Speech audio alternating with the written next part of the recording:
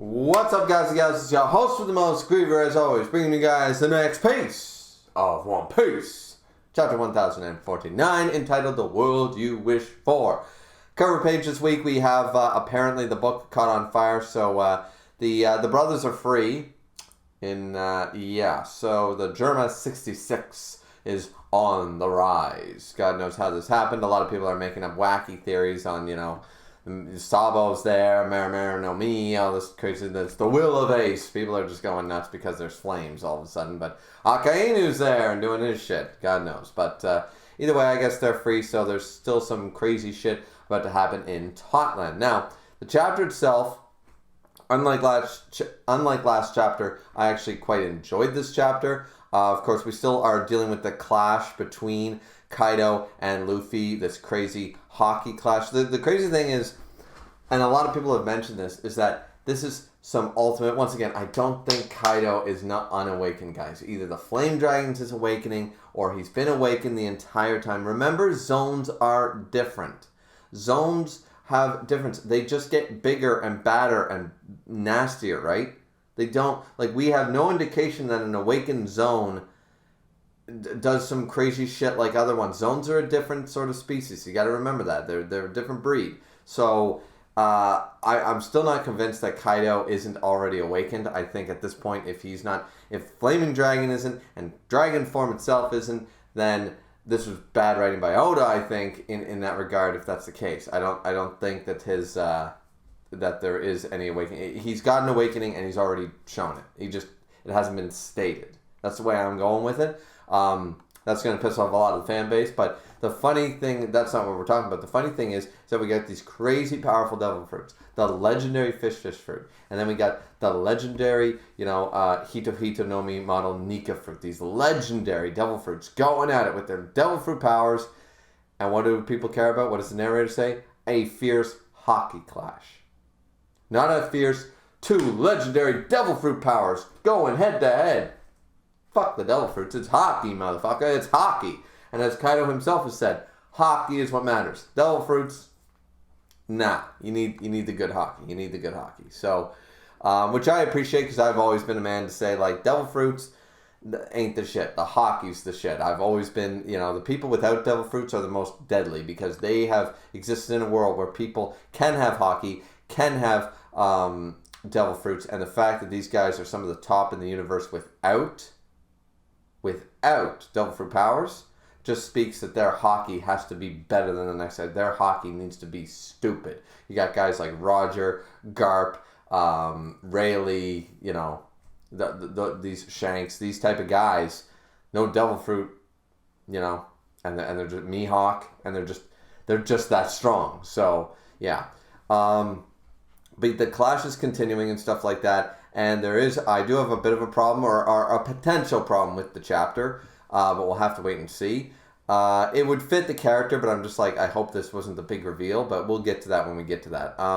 So pretty much we get the Kaido flashback this chapter. Now we also get a little bit cucked in this, because it's just jumping through his years. We see him as a kid, then we see him as a teenager, then we see him as a young adult, and then we see him as a older adult, and then we're back to the present. We're just jumping between these tiny little flashbacks. We don't really get the Kaido backstory completely. Pretty much, as a 10-year-old, he was the strongest around, right? And he was from the kingdom of vodka. Go figure. No wonder he's a drinker, right?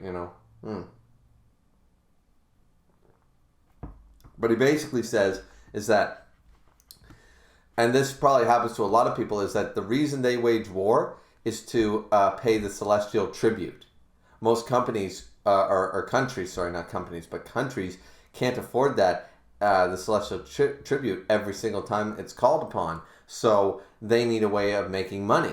And the only way to do that is to take down other countries, right? So the celestial tribute, once again, the celestial dragons, all that system showing its ugly face, right? So Kaido was a product of this.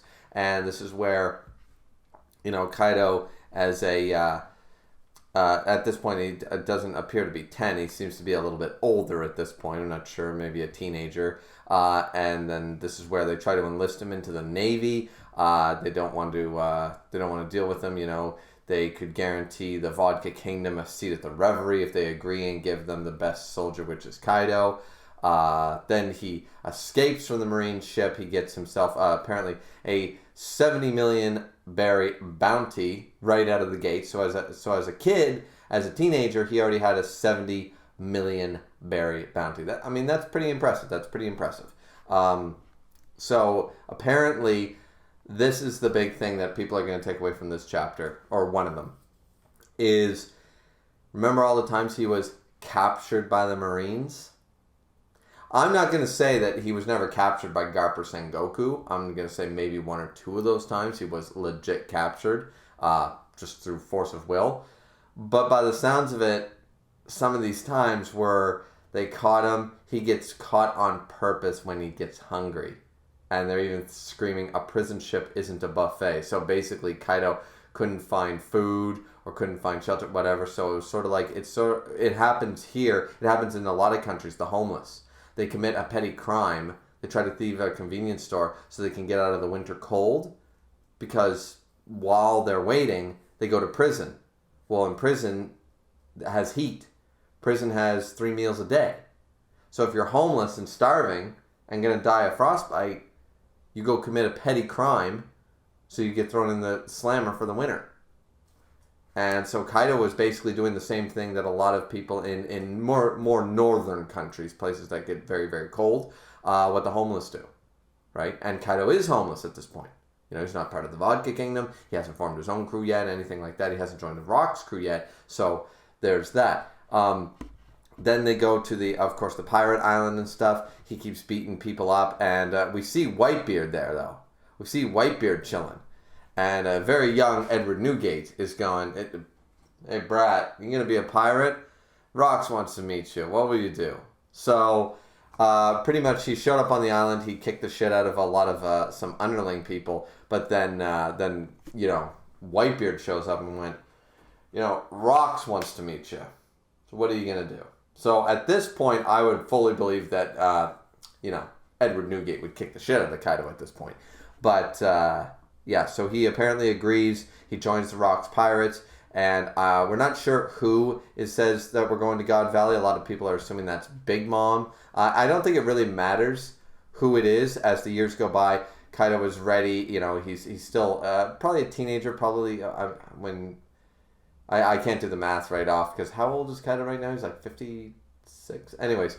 Point of the matter is, it doesn't really matter who mentioned it, but someone says, hey, Kaido, we're going to the God Valley, we're going to go there, and the Rock's Pirates have fallen, so we're jumping between stuff, so a lot of people are going to be like, no, Oda, we want a whole flashback, like, not maybe the level of Odin's flashback, but we need like 2 chapters fully dedicated to see everything happen. He's jumping through it very quick, but at least we're still technically getting the Kaido backstory. This is probably as best as we're going to get in the Kaido backstory, unfortunately. But yeah, so all the monsters on that crew, it doesn't matter. I heard a Marine called Garp beat him, and as we know, Garp teamed up with Roger to be able to defeat the Rock's crew. And at this junction, you have to remember, you're thinking about it like a lot of people are going like, how did that ever happen? And a lot of people shit on Garp because they're stupid.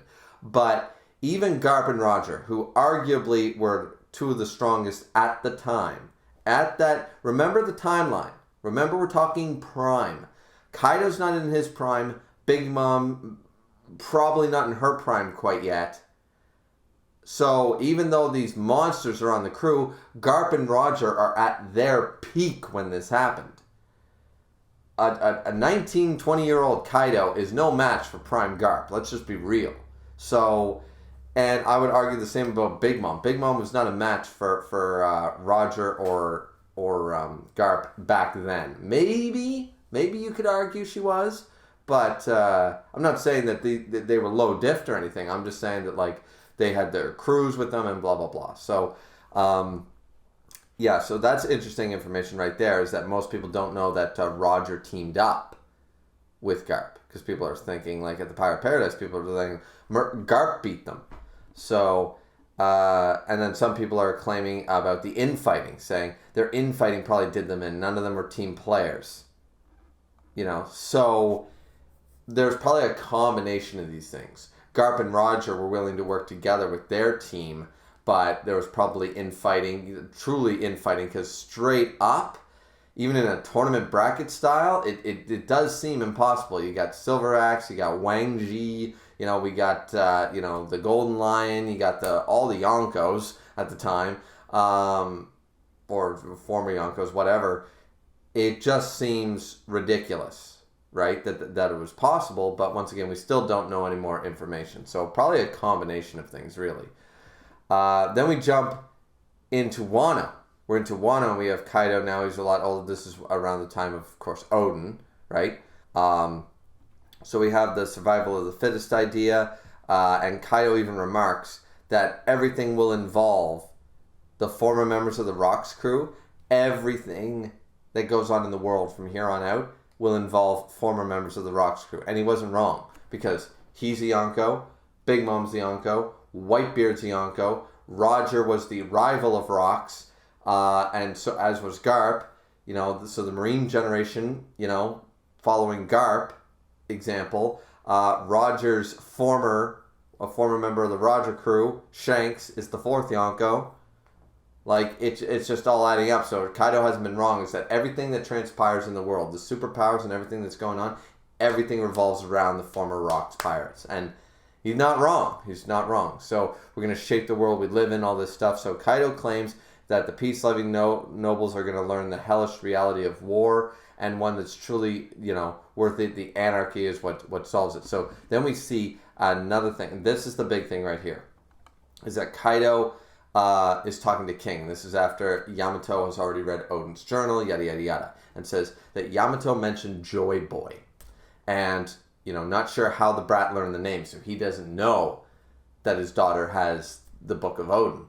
And Kaido smiles at King and says, if Joy Boy is the same man that you're waiting for, King, then I know who he is. And King says, wait, who is it? So they're all waiting for Joy Boy. And apparently Odin wanted to open up Wano to welcome Joy Boy. And we jump back to the present. We jump back to the clash. We see one of the CP I0 guys, the dude with the hat and the mask with the lines down. He's gone. He's skywalking himself away from Onigashima. He's fucking peacing. He's out of here. He's gone. He knows he's got no chance, which I find that significant. So he's probably going to run to one of the ships. And this is where Momo is trying. Flame clouds, come forth. Flame clouds, come forth. And we get to see a big shot of everybody. We're seeing Brook and Robin. We're seeing the water of Jinbei and Raizo working together. We see Kawamatsu. We see Onigashima. We see Kiku and Usopp and Nami and everybody. We see Law. We see everybody either being washed away, and everything that's happening right now in the island going nuts, the island going crazy. And we see Sanji. We see Frankie. We see, we don't really see Zoro, I guess, but... and then we see a final shot of Denjiro. I'm assuming this is the full end of Orochi finally. Please don't bring him back, for the love of God, Oda. He's dead. He's done. It's poetic. It's nice. And Denjiro says, you've had to endure this for so many moons, Hiyori-sama. It's finally over, sort of idea. And she's crying into Denjiro. So Denjiro, has finally avenged his lord. And... once again, Momo just trying his best. It's going to crash. Onigashima's going to go down. I can't do it. And here's the part that I have a problem with. Here's the part I'm hoping this is not the dream, because it just seems, I don't know. Granted, it might grow on me, and it fits Luffy, but I'm hoping for something much more profound, I guess. The thing that Ace said, you're not allowed to laugh at it, Yamato. And Yamato said, why would it, starts crying, those are the words of the Pirate King, why would I laugh? And Pirate King said it himself. And here's the big deal, is what kind of world do you wish to make? And as the flame clouds finally appear, and Momonosuke is able to move Onigashima out of the way of the clash, boom, the hit goes forth. Kaido starts losing. A world where my friends can eat as much as they like. And boom, that's my kind of world. And Kaido, boom, takes the hit. Luffy wins the clash. Kaido goes straight down. Boom. Just into... it's hard to tell where he goes, but it looks like he was over the ocean, so I'm assuming he landed in the ocean. Boom. And he says, King, and we go back to, once again, the conversation, King, I know who Joy Boy is. Joy Boy is the man who will be able to beat me one day. Hence why Kaido was waiting for Joy Boy. You're not Joy Boy either, Straw Hat. So that's who Kaido has been looking for. So Kaido knows a secret about Joy Boy. Kaido knows something, like the people that know the Willa D, the Rocks crew, all that shit. They're aware of this shit. Kaido knows something about Joy Boy because he was convinced that Joy Boy is this person that's going to show up and is going to be able to beat Kaido. So... And King says, I don't think he'll ever appear if that's true. And then boom, we see all the wishes, restore the Kozuki clan, all the floating lanterns in the sky and stuff. Kaido is completely boom, into the dust. It's hard to tell exactly where he went. I think they were over the ocean, but they're also over the landscape. But the flower capital seems totally fine, so maybe he just landed outside of it and everyone's just cheering, so nobody's noticed this huge explosion happening and a dragon falling out of the sky. But yeah, he goes straight down, and Momo is able to save Onigashima, grab the flame clouds, dropped Onigashima outside of the flower capital, so the island is done floating. It's fine. Managed some of the flame clouds, put it down on the ground, and that's the end of that. Luffy is done. 20 years in the making, on break next week, of course. So there's going to be a lot of people going to discuss a lot of things. So I'm going to have to watch so many theory videos on what this means and stuff like that. As I said, the big thing for me personally is I was hoping for something pretty profound from the thing that shocked everyone. Like, what? That's your main goal? That's the thing you want to do? People do that about him becoming the Pirate King and stuff, but I just want a place where everybody can eat as much as they want. I don't know, but it just... I got this weird feeling that that's the dream for some reason. There's no real indication. There's just markers there that are bothering me. I hope what I'm saying is, I hope that's not the dream. I hope that's not the thing that we never got to find out, that Roger said, that Luffy said. I'm hoping it's something a little grander, maybe even more simple than that. I don't know. So, have to wait and see. But, and if it is the dream, it does fit Luffy's character, it does fit Roger, and it will grow on me, I'm sure, but I don't think this is the way to reveal it either. It doesn't feel right, I would have much rather he say a world where, I can run freely, everyone can run freely, and I will be the man to make it because I will be the Pirate King. Boom. I would, probably would have preferred that. But anyways, that's the chapter, guys. I know there was a lot of tangents there and a lot to talk about, but that's the chapter. There was a lot to go over. It was a good chapter, though. Very good chapter. A lot of people saying Kaido's not down. All right, fine. Kaido's not down. I don't know. What do you want, guys? You either Wano's too long or Kaido is down. Take your pick. You can't cherry pick this shit. You can't say Wano's going on too long, but then go, okay, that final attack did not take out Kaido. Well, guess what? If it didn't, Wano's about to get a little bit longer. So you can't have your cake and eat it too. So make up your mind. Either Wano's too long and you want it to end, or Kaido's down. You got to take your pick. Can't have both. Sorry, don't work that way.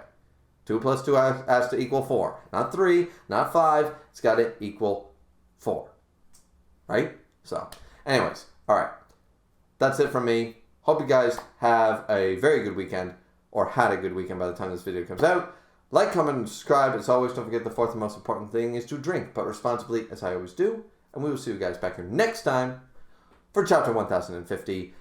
Not next week, unfortunately. There's a break. God damn it, Oda. But I understand why. 1050 are about to knock our socks off. That's my belief. We'll have to wait and see. Have a good one, everybody. See you back here next time. Bye-bye.